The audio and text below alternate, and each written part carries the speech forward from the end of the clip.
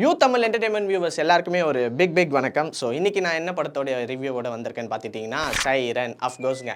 So இந்த படத்தில் வந்து நம்ம ஜெயம் ரவி சார் ஆக்ட் பண்ணியிருக்காங்க. சார் ஹீரோலாம் போகிறதுக்கு முன்னாடி நம்ம டேரக்டர்லேருந்து போயிடலாம். இந்த படத்தோடைய டேரக்டர் யார் பார்த்துட்டிங்கன்னா அந்தோனி பாக்கியராஜ். அண்ட் இந்த படத்தோடைய சினிமாட்டோகிராஃபர் யார் பார்த்தீங்கன்னா செல்வகுமார். இந்த படத்தோடைய மியூசிக் டைரக்டர் யார் பார்த்தீங்கன்னா ஜிவி பிரகாஷ். அண்ட் இந்த படத்தை யார் ப்ரொடியூஸ் பண்ணியிருக்காங்கன்னு பார்த்துக்கிட்டிங்கன்னா அனுஷா விஜயகுமார் அண்ட் சுஜாதா விஜயகுமார். ஸோ இந்த படத்தில் யாரெல்லாம் இப்போ நம்ம ஆக்டர்ஸ்குள்ளே போயிடலாம். ஸோ ஜெயம் ரவி ஆக்ட் பண்ணியிருக்காங்க, கீர்த்தி சுரேஷ், யோகி பாபு, அண்ட் தென் வந்துட்டு அனுபமா ஆக்ட் பண்ணியிருக்காங்க, Samuthirakani. So Samuthirakani sir, Jayam Ravi sir இப்போ சமீப காலத்துலலாம் வந்துட்டு என்ன மாதிரி மூவி எல்லாம் நடிச்சிட்டு இருக்காங்கன்னு உங்களுக்கே தெரியும். ஒரு சோஷியல் மீடியா இல்லைன்னா நம்ம சோஷியல் அவேர்னஸாக நம்ம ஒரு கருத்தை சொல்லணும் அப்படின்ற மாதிரி எல்லாம் தான் மூவி நடிச்சிட்டு இருக்காங்க. ஸோ இந்த படமும் ஒரு சோஷியல் அவேர்னஸாக இருக்குமா அப்படின்றத நம்ம கதைக்குள்ளே போய் பார்த்துடலாம். இந்த படத்திலோடைய ஒன்லைன் ஸ்டோரி என்னன்னு பார்த்துட்டிங்கன்னா, ஒரு பர்சன் தப்பே செய்யலை, தப்பு செய்யாமல் அவருக்கு தண்டனை கொடுக்குறாங்க. அதுக்கப்புறம் அந்த தண்டனையிலேருந்து வெளியே வராரு. தப்பே செய்யாத எனக்கு ஏன்டா தண்டனை தரீங்க, நான் அந்த தப்பு பண்ணுறேன், நீங்கள் என்னெல்லாம் பண்ணுறீங்க அப்படின்னு பாருங்கடா அப்படின்னு சொல்கிற மாதிரியான கதையெல்லாம் இந்த ஒரு கதையை நம்ம பாக்கியராஜ் சார் கொடுத்துருக்காரு. ஃபர்ஸ்ட் ஸ்டார்டிங் சீனில் ஹீரோவை காட்டுறாங்க. ஹீரோ ஒரு ஜெயிலில் இருக்காரு. ஜெயிலில் வந்துட்டு ஒரு செய்யாத தப்புக்கு ஹீரோ வந்து தண்டனை அனுபவிச்சுட்டு இருக்காரு. அப்புறம் வந்து அவருக்கு ஒரு பரோல் கிடைக்குது, ஒரு 15 டேஸ்க்கான பரோல் கிடைக்குது. அந்த பரோல்லேருந்து அவர் வெளியே வராரு. அவர் ஏன் வராருன்னா, தன்னுடைய அப்பாவுக்கு உடம்பு சரியில்லைனாலும் தன்னுடைய பொண்ணு வந்து கடும் கோவமாக இருக்கு அப்பா மேலே, நீங்கள் வந்து ஜெயிலுக்கு போயிட்டீங்க அப்படின்றத இவங்க 2 பேரையும் பார்க்கறதுக்காக அவர் வந்து ஜெயிலேருந்து வெளியே வராரு.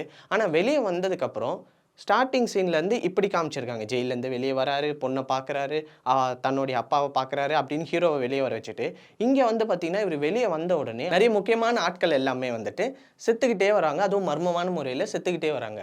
ஸோ எல்லாருக்குமே வந்துட்டு அட்டென்ஷன் யார் மேலே போகுதுன்னா நம்மளோட ஹீரோ மேலே போகுது.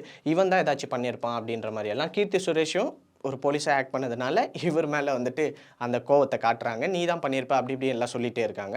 ஸோ இவர் வந்துட்டு இல்லை நான் பண்ணல எனக்கு அது நான் அங்கே போகல நீங்கள் அப்படின்னு அப்படியே தட்டி கழிச்சிட்டே வந்துட்டுருக்கேன். இதில் என்ன ஒரு மைனஸ் பாயிண்ட்டாக வச்சுட்டாங்கன்னா, ஒன்று ஆடியன்ஸுக்கே அந்த கொலை வந்து யார் பண்ணாங்க அப்படின்ற காட்டாமல் வச்சுருக்கலாம். ஹீரோ தான் பண்ணுறாருன்னு ஆடியன்ஸ்க்கு தெரிஞ்சிச்சு. ஸோ அதில் வந்து ஹீரோக்கு என்னங்க ப்ளஸ் கொடுத்துருக்கீங்க இந்த படத்தில் சார், இது ஒரு மைனஸ் பாயிண்ட் நான் உங்கள் முன்னாடி நான் எடுத்து வைக்கிறேன்.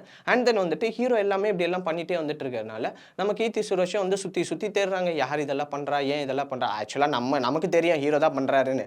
அவங்களுக்கு வந்துட்டு சுற்றி தேடுற மாதிரியான ஒரு புது காட்சிகள்லாம் நமக்கு வச்சுருக்காங்க. இந்த படத்தோட மைனஸ் பாயிண்ட் என்னென்னா, ஒரு ஃப்ளாஷ்பேக்கில் வந்து ஒரு பர்சன் செத்துடுறாங்க, அவங்களுடைய ஹீரோவோட ஒய்ஃப் செத்துடுறாங்க.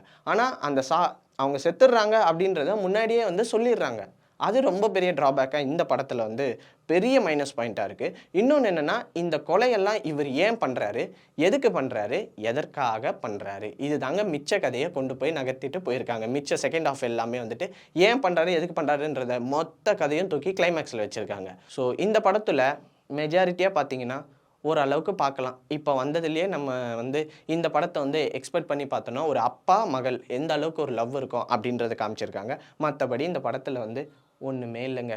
இது தாங்க மேட்ரு, சரிங்களா? உங்கள் ஃப்ரெண்ட்ஸோட யார் கூடயாச்சும் போய் ஒரு நல்ல ஃபீல் குட் மூவி பார்க்கணுன்னா இந்த படம் வந்து பார்க்கலான்னு நான் ரெஃபர் பண்ணுவேன் அப்படின்னு நினைக்கிறீங்களா? அதுதான் இல்லை. ஸோ இந்த படத்தில் ஏகப்பட்ட மைனஸ் பாயிண்ட் வச்சதுனால இந்த படம் ஓரளவுக்கு சுமாராக இருக்குது. ஏன்னா இதுக்கு முன்னாடி வந்த கொலைகள் படம் எல்லாமே வந்துட்டு ஒரு மோட்டிவ்க்காக இருக்கும். அது என்ன மோட்டிவ்னா, தான் குடும்பத்தை எல்லாம் கொண்டுருவாங்க, இல்லைனா தான் மனைவி தான் பொண்ணு ஏதாச்சும் பண்ணுறாங்க அப்படின்றதுக்காக இருக்கும். இந்த படத்துலையும் அதே தான். கொஞ்சம் சுவாரஸ்யமாக காமிச்சிருப்பாங்களான்னு பார்த்தா அதுதான் இல்லை. அந்த இடத்துல டேரக்டர் வந்து மிஸ் பண்ணிட்டார்.